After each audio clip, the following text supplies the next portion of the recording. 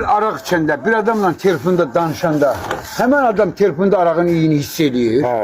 Mən onu deyirsən. Yaxşıdır ha. Həqiqi. Deyirsən ha. Uy Allah'ıma kurban olma. Bilsən nə ya? Hay Arbat rayona gitmişti. Arbat'a demiştim ki sen öyle içmeyeceksin. Akşam da içip arabada zenginmişim. Abi sen ne dedi? Dedi içmişsin. Dedim ha hardan bilsin içmişim. Dedi telefonda iyi beni öldürdü. Demek düz değilmiş. Ha? Hay Allah. Da dedim baktım da ne? Ha? Şimdi gelen kim beni? Bilsen ne yiyeceğim beni? O içtiğim arak var ya. Onun hamısını ben burnumdan tökeceğim. Korkucan Arbat'tan. Arbat'tan iç kimi? Böyle sen korkmuşsan. Ben korkudan arak atmışam. Korkumdan arak atmışsın. Ay vay ne gün demişsin aşağı. Hemen şükür hemen yine olmayan da içirem ha. Atmak nedir? Onu atmak olar ha.